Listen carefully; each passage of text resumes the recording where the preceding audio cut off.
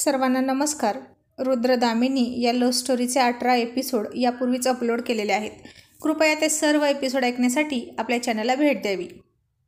आता दामिनीने चंग बांधला की रुद्रला प्रेमात पाडायचं आणि त्याला त्याचं प्रेम कबूल करायला लावायचं. आणि आज विशालसुद्धा त्याच्या बेडरूममध्ये तसाच नर्वस होऊन बसला होता. तो नुकताच झोपेतून उठला होता आणि बहुतेक रात्री खूप उशिरा त्याला झोप लागली होती. त्याला थोडं कणकणी आल्यासारखं झालं होतं. चेहरा ओढल्यासारखा झाला होता.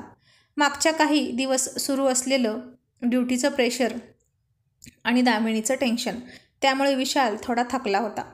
आणि तो का नाही उठला अजूनही हे पाहण्यासाठी त्याची आई बेडरूममध्ये आली. आणि तिनं पाहिलं तर विशालच्या उशाला तोच फोटो होता, त्या मुलीचा. आणि आई म्हणाली, विशाल बेटा, तू अजूनही तिच्याच आठवणीत आहेस का? हे कुठपर्यंत चालणार आहे? आता तू आयुष्यात पुढं गेलं पाहिजेस. विशाल म्हणाला, आई मी तिला विसरणं शक्य नाही आणि मी माझ्या आयुष्यात पुढे जाणार आहे.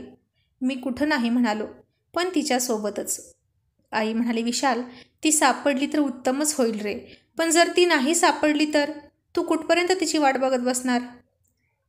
विशाल म्हणाला, आई मी शेवटच्या श्वासापर्यंत तिची वाट पाहणार. आई म्हणाली, विशाल पण तिचं लग्न झालं असेल तर? मुलींची लग्न लवकर होतात. इतके दिवस ती थांबली असेल का तुझ्यासाठी बिन लग्नाची?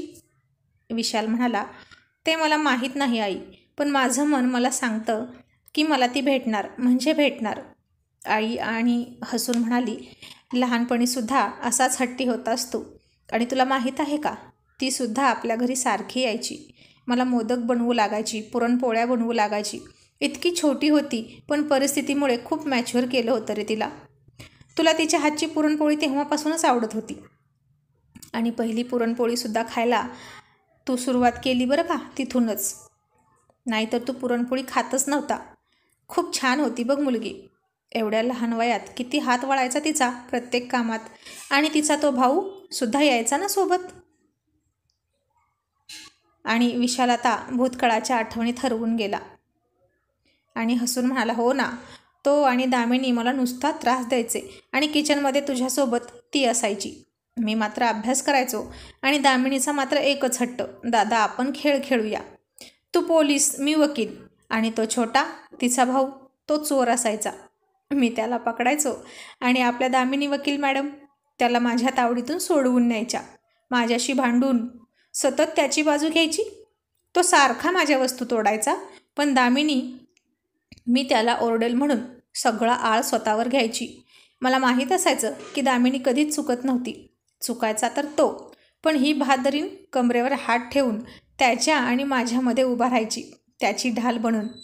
आई हसून म्हणाली, मग काय, असं घरभर तुम्हा तिघांचाच धिंगाणा असायचा.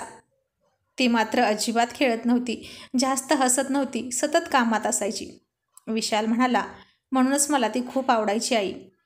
तेव्हा फक्त आवडायची, पण जसा जसा मोठा झालो ती दूर गेली तरी ठरवलं की हिलाच तुझी सून म्हणून आणायची. आई आता थोडी हसली आणि म्हणाली, जशी तुझी इच्छा. विशाल म्हणाला, खूप शांत आहे ग ती. नेहमी ती तिच्या भावाला माझ्यापासून, माझ्या रागापासून दूर ठेवायला बघायची, पण मी मात्र त्याच्यावरचा सगळा राग तिच्याकडे बघून विसरून जायचो. आणि ती घरात यावी म्हणून मी तिच्या भावाचा प्रत्येक नटखटपणा खपवून घ्यायचो, कारण मी जर त्याला चिडलो असतो तर ती पुन्हा कधीच आली नसती आपल्या घरी म्हणून. आणि विशाल हसून म्हणाला, आणि त्या छोट्यानं तिच्या भावानं एकदा बाबांचा मिलिटरीतला फोटो पाहून अगदी तंतोतंत जसाच्या तसं चित्र काढलं होतं ना गं बाबांचं, आठवतं का तुला? आई म्हणाली, हो आठवते, पण तुझ्या बाबांची मिशी मात्र त्यानं गायबच केली होती.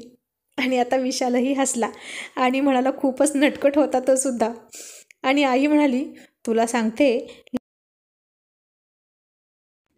लग्न झाल्यापासून मला खूप इच्छा होती बिन मिशींचे मेजर अग्निहोत्री पाहायची, पण यांना कसं म्हणणार, चिडले असते ना. आधीच हे खूप तापट, ओरडले असते माझ्यावर, कारण मिशी म्हणजे मेजर अग्निहोत्रींची आन बान आणि शान. ते त्याला धक्का तरी लावू देतील का? पण त्या छोट्याच्या त्या स्केचमुळे माझी ती इच्छा पूर्ण झाली. मी अजूनही तो फोटो जपून ठेवला आहे, असं म्हणून आईने डोळे मिचकावले. आता विशालसुद्धा खूप हसला आणि सगळी मरगळ दूर गेली त्याची. आणि म्हणाला, आई तू पण ना, काय काय इच्छा असते ग तुझी? आई म्हणाली, मग आम्हा बायकांच्या नवऱ्याकडून असतात रे अशा छोट्या मोठ्या अपेक्षा आणि इच्छा, पण तुम्हा पुरुषांना नाही कळत त्या. आमचं तर आता वय संपलं, पण तुमचं वय आहे, ती तुला लवकरच भेटू दे अशीच माझी परमेश्वराला इच्छा आहे. आणि दामिनीचं सगळं नीट होऊ दे. दामिनीची आठवण काढून विशाल म्हणाला, पण आई, त्याचीसुद्धा आठवण येते ग, आणि आता तर जास्तच आठवण यायला लागली आहे. आई म्हणाली, का रे, इतकी जास्त आठवण काय यायला लागली अशी अचानक? विशाल म्हणाला, काय माहीत, पण दामिनीचं लग्न मोडल्यापासून तो जो रुद्र नावाचा व्यक्ती डोळ्यासमोर आला आहे ना, तेव्हापासून त्याचं नाव ऐकून मला त्याचीच आठवण येते सारखी. आई म्हणाली, विशाल, जेव्हा खूप दुरावलेल्या व्यक्ती भेटणार असतात ना, तेव्हाच अशी खूप जास्त आठवण येते बाळा. विशाल उत्साहात म्हणाला, आई खरंच असं असतं? आई म्हणाली, हो रे बाळा, असंच असतं. आणि आता इकडे दामिनी अजूनही बिना आंघोळीचीच बसलेली होती. एका दीड तासाने रुद्र पुन्हा घरी आला तर दरवाजा सताड उघडा होता आणि खिडकीसुद्धा उघडी.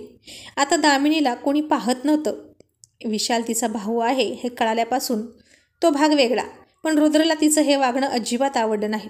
तो आला, दार लावलं आणि म्हणाला, हे काय, तू दरवाजा उघडा ठेवूनच बसलीस की, आणि ही खिडकी का उघडली आहेस? असं म्हणून तो पुन्हा खिडकी लावायला गेला. दामिनी म्हणाली, अजिबात खिडकी लावू नकोस, मला खूप गरम होते.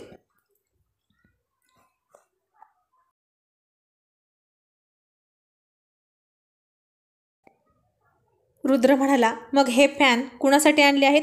तुझ्यासाठीच ना? दामिनी म्हणाली, माझ्यासाठी नाही, माझ्या जागी दुसरी कोणीही असती तरी तिच्यासाठी तू आणलं असतं, मग हे माझ्यासाठी नाही, समजलं? म्हणून मला बाहेरची हवा घ्यायची आहे. असं म्हणून तिने पुन्हा खिडकी उघडली. रुद्रनं आता थक्क होऊन तिच्या चेहऱ्याकडे पाहिलं आणि तो चिडला. मग आता तिनं स्टोव घेतला आणि तो पेटवत बसली. त्यानं तिच्याकडे पुन्हा पाहिलं आणि म्हणाला, दामिनी, आता गॅस आहे ना, पुन्हा स्टोवचा भडका उडेल आणि तोंड भाजेल तुझं.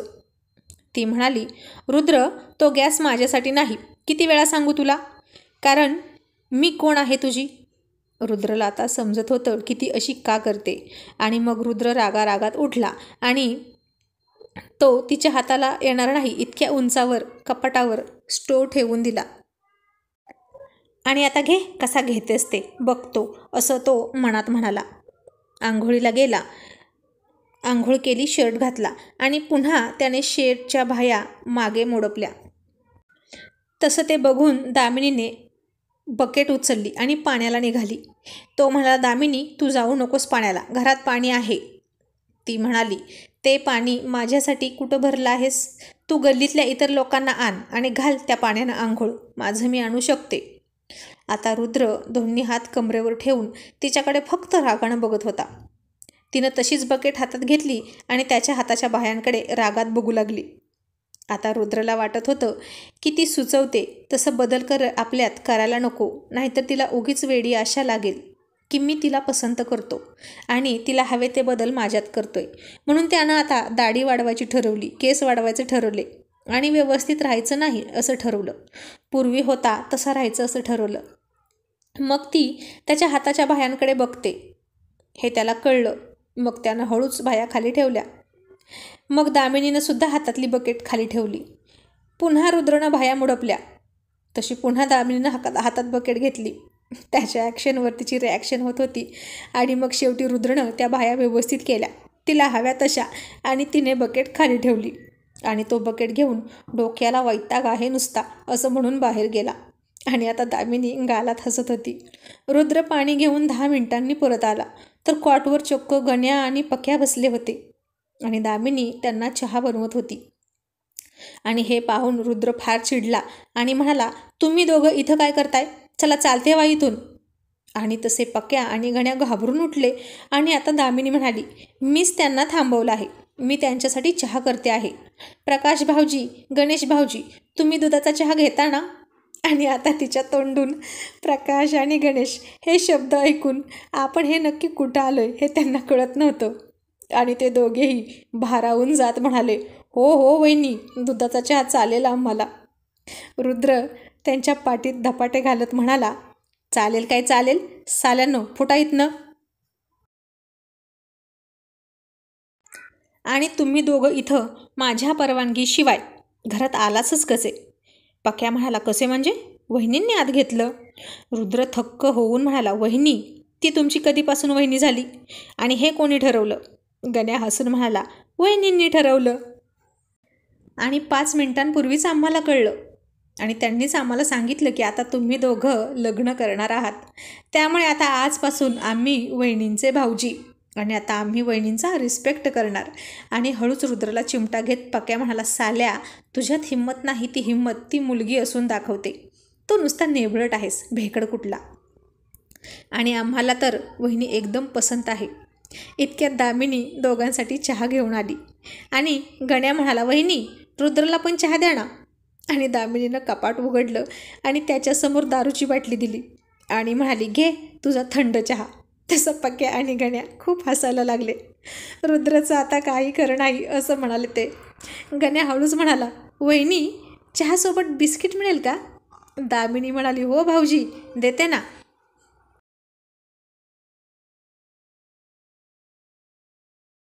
आणि पुढच्या वेळी ना तुम्ही दोघंही जेवायलाच या. चांगला तांबडा पांढऱ्याचा बेत करते. आणि आता पक्या गण्या खूपच खुश झाले आणि रुद्रची मात्र डोकेदुखी वाढली. मग पुन्हा दामिनीने स्वयंपाक बनवला. रुद्र पुन्हा बाहेर गेला होता. लवकर जेवायला आलाच नाही. तीही उपाशीच राहिली होती. सकाळचा नाश्ताही केला नव्हता दोघांनी सुद्धा. तो आला आणि तिनं जेवायला घेतलं दोघांसाठी. तो म्हणाला, मला नको जेवायला, तुझं तू जेव. आणि माझ्यासाठी तू इतकं कष्ट करू नकोस. तुझा आणि माझा काही संबंध नसताना इतकं करू नकोस माझ्यासाठी. मग तिनंही ताट मागे सरकवलं आणि म्हणाली, मग मलाही नको. हे माझ्या कष्टाचं अन्न नाही, मग मी का खाऊ? रुद्रनं पुन्हा तिच्याकडे चिडून पाहिलं. आणि आता बराच वेळ ती बनवलेली ताटं तिथंच होती. दोघेही बोलत नव्हते की साधं जेवणसुद्धा करत नव्हते. आणि अचानक दामिनीला रस्त्यावरून काही भिकारी जाताना दिसले. तिनं टोपल्यातल्या होत्या नव्हत्या तेवढ्या चपात्या उचलल्या, सगळी भाजी उचलली, सगळं जेवण उचललं आणि जाऊन मोठ्याने हाक मारून त्यांना बोलवून घेतलं आणि म्हणाले, हे घ्या आणि खा. त्यांना तर खूप आनंद झाला. पण रुद्रला तिचं वागणं कळलं नाही. दामिनी त्यांना मोठ्यानं म्हणाली, काय आहे ना, आमच्यात ना घरच्या माणसांना सोडून बाहेरच्यांची खूप काळजी वाटते. आणि आम्ही ना सगळ्यांसाठी, घरच्यांसाठी, बाहेरच्यांसाठी सगळं समानच करतो. अजिबात फरक नसतो त्यात. म्हणून मी देते तुम्हाला, घ्या खा. आणि आता मात्र रुद्रला तर भूक लागली होती आणि हिनं तर सगळं जेवण देऊन टाकलं होतं. आणि आता बाहेरून आणलं तरी ही हट्टी मुलगी नक्कीच खाणार नव्हती हे त्याला माहीत होतं. पुन्हा संध्याकाळी तिनं जेवण बनवलं आणि तेव्हासुद्धा तिने त्याच्यासाठी ताट वाढून दिलंच. तेव्हा मात्र त्यानं गुपचूप खाल्लं आणि मग तिनंही खाल्लं. कारण दिवसभराचे दोघेही उपाशीच होते. तिनंही पुन्हा काही बनवलं नव्हतं आणि रुद्रसुद्धा बाहेर गेला होता तरी ती उपाशी असेल म्हणून त्यानेसुद्धा काही खाल्लं नव्हतं. आणि आता रात्री झोपताना तिने गादी काढून फेकून दिली आणि चटईवर झोपली. रुद्र म्हणाला, आता हा काय वेडेपणा? तुझी सर्दी अजून गेलेली नाही, तू गादीवरच झोप आणि आत्ता बेडवर झोप. दामिनी म्हणाली, ही गादी दुसऱ्या कोणाला तरी नेऊन दे, त्यांना गरज आहे ना, जा दे नेऊन. माझ्यासाठी स्पेशल आणली नाही ना? कारण माझं तिच्यावर नाव कुठं कोरलं आहे, हो ना? आता तिचं वागणं रुद्रच्या डोक्यात जात होतं. मग रुद्र स्वतः पटकन त्या चटईवर झोपला. तिने बेडवर झोपावं म्हणून. आधीची तिची सर्दी गेली नव्हती. पण दामिनीसुद्धा तिथेच त्याच्या शेजारी चटईवर झोपली. आता त्याच्याकडे बघू लागली. तिच्या शरीराचा त्याच्या शरीराला स्पर्श झाला आणि रुद्र पुन्हा उठला. तिचा स्पर्श नकोसा वाटून तो कॉटवर झोपला. मग दामिनीसुद्धा उठली आणि पुन्हा कॉटवर झोपली. आता त्या कॉटवरसुद्धा थोडीशीच जागा होती आणि ती त्याला खेटून तिथंच झोपली. आणि रुद्र उठून म्हणाला, नक्की तू कुठं झोपणार आहेस, एकदाच सांग मला. दामिनी म्हणाली, मी कुठंही झोपेन, माझी मर्जी. आधी मी चटईवर झोपायचे, मग चटईवर मी झोपू शकते. मग मी त्या गादीवर झोपायचे, मग मी तिथेसुद्धा झोपू शकते. आणि सध्या मी कॉटवर झोपते ना, मग मी कॉटवरसुद्धा झोपू शकते. तू स्वतः कुठे झोपणार आहेस ते ठरव. आणि आता रुद्रने थक्क होऊन डोक्यावर हात मारून घेतला आणि म्हणाला, म्हणजे तिन्ही ठिकाणी तू झोपणार, मग मी कुठं झोपायचं? जमिनीवर?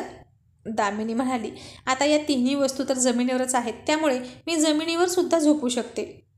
रुद्र अविश्वासाने तिच्याकडे बघून म्हणाला, मग मी आता जमिनीवर सुद्धा नको का झोपू? का हवेत झोपू का? दामिनी खांदे उडवत म्हणाली, तुझी मर्जी. बापरे, एका दिवसातच दामिनीनं रुद्रच्या नाकी 9 आणले होते. आणि मग रुद्र बाहेर निघून गेला. जाताना दरवाजा बाहेरूनच लॉक केला. तो तिची झोप लागेपर्यंत घरात आलाच नाही, कारण ही अशीच करत राहणार. तो झोपेल तिथेच ती झोपायला येणार हे माहीत होतं त्याला. मग रात्री खूप उशिरा रुद्र घरी आला आणि त्यानं पाहिलं की दामिनी कॉटवर झोपली होती आणि तिच्या हातात त्या दोघांचा तोच फोटो होता, बेडवरचा. रुद्रनं क्षणभर त्या फोटोकडे पाहिलं आणि तो पुन्हा खजील झाला.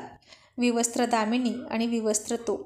रुद्र तसाच निराश होऊन खाली झोपला. त्याची झोप लागली आणि दामिनी उठली आणि पुन्हा हळूच त्याच्या जवळ गेली आणि त्याच्या हातावर डोकं ठेवून त्याला घट्ट मिठी मारून झोपली. ती तर त्याला आता तिचा नवराच मानत होती, त्यामुळे त्याच्या जवळ झोपताना तिला काहीच गैर वाटत नव्हतं. आणि आता झोपेतच रुद्रनं सुद्धा तिला मिठीत घेतली आणि दोघेही गाढ झोपी गेले. पहाटे रुद्रला जाग आली तर दामिनी त्याच्या मिठीत होती. त्यानं पुन्हा डोक्यावर हात मारला, तिला मिठीतून बाजूला केली आणि पुन्हा कॉटवर जाऊन झोपला आणि म्हणाला, हिचा वेडेपणा तर वाढत चालला आहे, लवकरच हिला येथून तिच्या घरी पाठवली पाहिजे.